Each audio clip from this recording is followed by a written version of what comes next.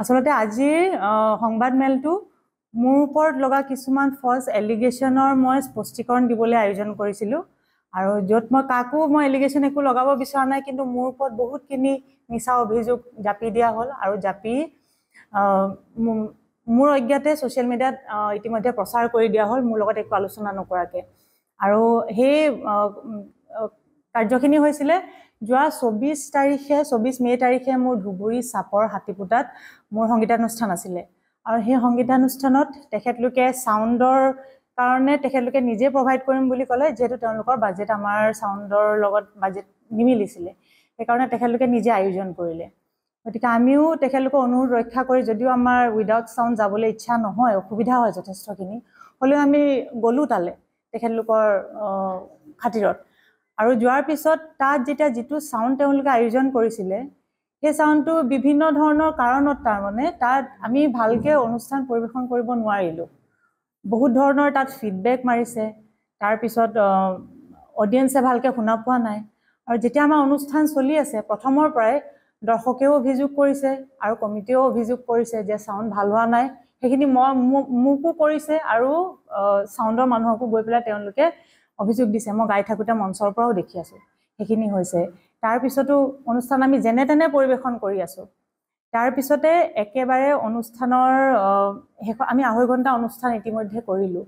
আৰু 2.5 ঘণ্টাৰ পিছত সেই ফিডবেক মৰাৰ যিটো মানে কাৰ্য চলি আছিলে, সেই কাণত কিকৈ মাৰে যে সেই বস্তুটো বহুত বাঢ়ি লাষ্টলৈ তাৰমানে 2.5 ঘণ্টা অনুষ্ঠান কৰাৰ পিছত আৰু বেছি বাঢ়ি গ'ল। গতিকে আমি লাষ্টত অডিয়েঞ্চে আমাক বহুত বেছি গানৰ ৰিকুৱেষ্ট কৰি আছিলে, এইটো গাওক সেইটো গাওক, আৰু নোগোৱাৰ কাৰণে বেয়া পাইছিলে দৰ্শকসকলে। আৰু যিহেতু দৰ্শকসকলে বেয়া পাইছে, আমি নিজৰ ফালৰ পৰা ক্লেৰিফিকেশ্যনখিনি মঞ্চত দিব লাগিব যে আমি কিয় গাব পৰা নাই, আমাৰ অসুবিধাটো কি হৈছে। আৰু সেইটো কাৰণে আমি মঞ্চৰ পৰাই মই খুব নম্ৰভাৱেৰে, আৰু ভিডিঅ'টো ইতিমধ্যে ইউটিউবত আছেই, মই আপোনালোকক দি দিম, আপোনালোকে প্ৰচাৰ কৰিব যদি পাৰে। তাত সুন্দৰকৈ মই মাত্ৰ অনুৰোধ কৰিছোঁ যে আপোনালোকে দৰ্শকসকলক মই বুজাই কওঁ যে আজি মঞ্চত গাবলৈ আজি বহুত অসুবিধা হৈছে, কিয়নো আমি ভালকৈ শুনিলেহে ভালকৈ গাব পাৰিম। গতিকে মই যদি ভৱিষ্যতে কেতিয়াবা আহোঁ নিজৰ ছাউণ্ড লৈ, মই নিশ্চয়কৈ সকলোবোৰ গান গাম। আজি আপোনালোকৰ অনুৰোধবোৰ মই ৰক্ষা কৰিব পৰা নাই, মোক বেয়া নাপাব। গতিকে আৰু দুটি গীত গাই মই মঞ্চৰ পৰা বিদায় ল'ম। অকল সেইখিনি কথাই মই কৈছোঁ। এতিয়া সেই ছাউণ্ডৰ যিজন ব্যক্তিগতভাৱে সেই ছাউণ্ড মই অপাৰেটৰ আৰু সেই ছাউণ্ডৰ মালিকক কওঁ, মই কোনো ছাউণ্ড এছ'চিয়েশ্যনক দোষাৰোপ কৰা নাই, মই নকৰোঁ। মই ব্যক্তিগতভাৱে সেই ছাউণ্ড অপাৰেটৰজনক কওঁ আৰু সেই ছাউণ্ডৰ মালিকক কওঁ, তেখেতলোকে সেইখিনি বস্তু তেখেতলোকক অপমান কৰিছোঁ বুলি মোৰ মানে সেই কথাখিনিত মই অপমান ক'ত কৰিলোঁ মই বুজি নাপালোঁ। কাৰণ মই ছাউণ্ডটো যদি শুনা নাপাওঁ, সেইখিনি যদি মই ক'লেও ভুল হয়, তেতিয়াহ'লে মোৰ তাত ক'ব লগা একো নাই, মই কি মন্তব্য দিম। আৰু শুনা নাইতো মই শুনা নাই ক'ব লাগিব। বাৰু সেইখিনি কথা গ'ল। লাষ্টত মই মঞ্চ বন্ধ কৰাৰ পিছতো আকৌ মই অনুষ্ঠান পৰিৱেশন কৰি থৈ আহিছোঁ, কিন্তু সেইখিনি ফুটেজ তেওঁলোকে ডিষ্ট্ৰিবিউট কৰা নাই বা ছ'চিয়েল মিডিয়াত দিয়া নাই। আৰু তাৰপিছতে পিছদিনাটো গম নাপাওঁ, যোৱাকালি 26 তাৰিখে মই ছ'চিয়েল মিডিয়াতহে গম পাইছোঁ। তেখেতলোকে কোনো ধৰণৰ মোৰ লগত একো ধৰণৰ আলোচনা কৰা নাই, ছ'চিয়েল মিডিয়াত চিধা দেখা পাইছোঁ। তাত অকল মোৰ ওপৰত এলিগেশ্যন লগাইছে, ফল্ছ এলিগেশ্যন, যে মই কান্দি কমিটিক বহুত কথা লগাই থৈ আহিলোঁ বুলি কৈছে ছাউণ্ডৰ বিষয়ে। আৰু মই কান্দি লগাই থৈ অহাৰ কাৰণে ছাউণ্ডে পিছত কমিটি মানুহে ছাউণ্ডক কিবা পিছত বেয়া ব্যৱহাৰ কৰিছে বুলি কৈছে। আৰু তাত সঁচা মিছা মই একো নাজানো, কাৰণ মই তাত উপস্থিত নাই। মই তেখেতলোকে কোৱা কথাখিনি কৈছে হাতীপুতা কমিটিৰ পৰা বহুতখিনি বেয়া ব্যৱহাৰ কৰিলে তেখেতলোকক, আৰু মই লগাই থৈ গৈছোঁ বুলি কৈছে। তাৰপিছত সেইখিনি কথা তেখেতলোকে মোক ফল্ছ এলিগেশ্যন দিছে, কাৰণ মই কমিটিৰ লগত মই ফোনো কৰিলোঁ, মোৰ কল ৰেকৰ্ডিং আছে, আপোনালোকে মই গোটেইখিনি দি দিম, আপোনালোকে বজাই দিব সেইখিনি। কল ৰেকৰ্ডিঙতো মই গোটেইখিনি কথা ক্লিয়াৰ কৰিলোঁ যে মই আপোনালোকক কথা লগাইছিলোঁ নেকি। তাৰ ওলোটাটো আচলতে হৈছিলে, মই ওলোটাই কমিটিক কৈহে থৈ আহিছিলোঁ যে টেকনিকেল বস্তু কেতিয়াবা এনেকুৱা হৈ যায়, মেচিনাৰী বস্তু, আপোনালোকে এইবোৰ ধৰি নাথাকিব, এইবোৰ আৰু হৈ যায় কেতিয়াবা, দিয়ক। মই সকলোৱে যাতে আমি মোকামিলা কৰি ওলাই আহিব পাৰোঁ, মই সেইটোতহে গুৰুত্ব দিছিলোঁ। কমিটিয়েও সেইখিনি কথা এডমিট কৰিছে যে আপুনিতো আমাক একো কোৱা নাই, আপুনিতো ওলোটাই এনেকৈহে ক'লে, সেই গোটেই কল ৰেকৰ্ডিংখিনি আছে। তো সেইটো যে মিছা কথা কৈছে সেইটো তাতে প্ৰমাণিত হ'ল। তাৰপিছত কৈছে আমাক ইনিয়াৰ লোৱাৰ পিছতো মাত ওলোৱা নাই, বাইদেউৰ মাতটো ভাগি আছিলে, এনেকৈ বহুতখিনি এলিগেশ্যন লগাইছে। মোৰ মাত ভগা নাই, মই আগদিনাও অনুষ্ঠান কৰিছোঁ, সেইদিনাও অনুষ্ঠান কৰিছোঁ, তাৰপিছতো মই 2-3 দিন অনুষ্ঠান কৰি আজিও মোৰ অনুষ্ঠান আছে। মই এতিয়ালৈকে মই এনেকৈ আছোঁ, মোৰ মাত ভাগা নাই। আৰু যিহেতু বেয়া ছাউণ্ড এটা গালে চিঞৰি গাব লগা হয়, হৈ যায় কেতিয়াবা আৰু কোনেও বেয়া কৰিম বুলি নাহে আচলতে সেইকাৰণে ময়ো তেখেতলোকক তেনেকৈ দোষাৰোপ একোৱে কৰা নাছিলোঁ কিন্তু তেখেতলোকে বহুত ফলছ এলিগেশ্যন লগায় আৰু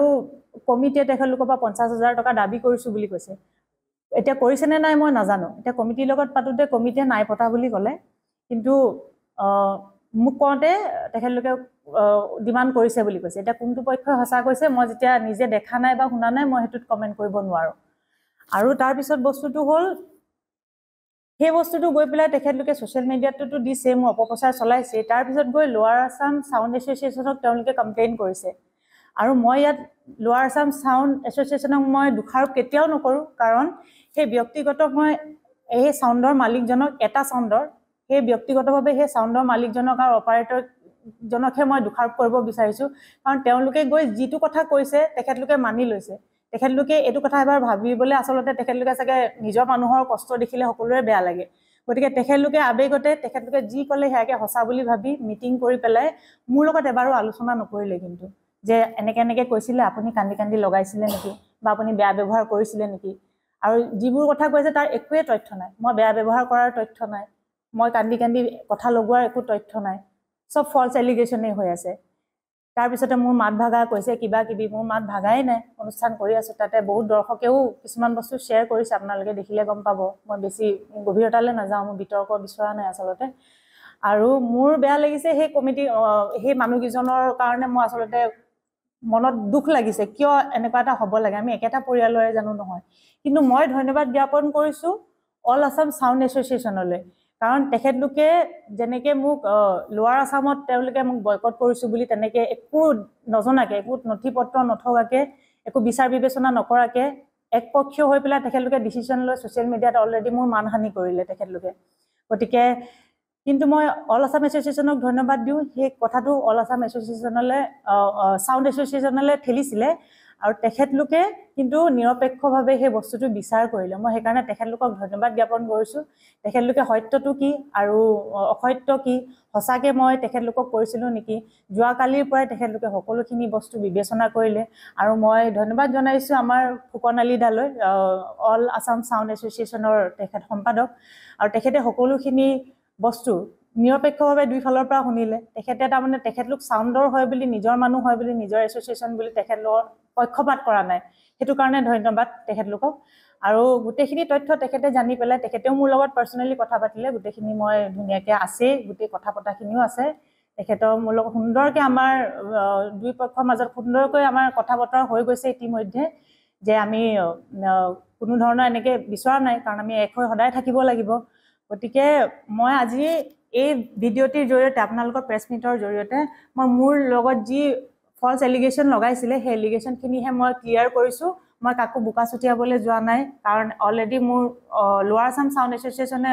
কৰিলে একো তথ্য নথকাকৈ মোৰ বহুত মানহানি কৰিলে কিন্তু মই একেটা কাম নকৰোঁ কাৰণ মই ছাউণ্ড মিউজিচিয়ান আমি ছিংগাৰ কণ্ঠশিল্পী সকলোকে নিজৰ পৰিয়াল বুলি ভাবোঁ আজি নিজৰ পৰিয়ালৰ মাজত যদি বোকা ছটিয়াওঁ কেনেকৈ হ'ব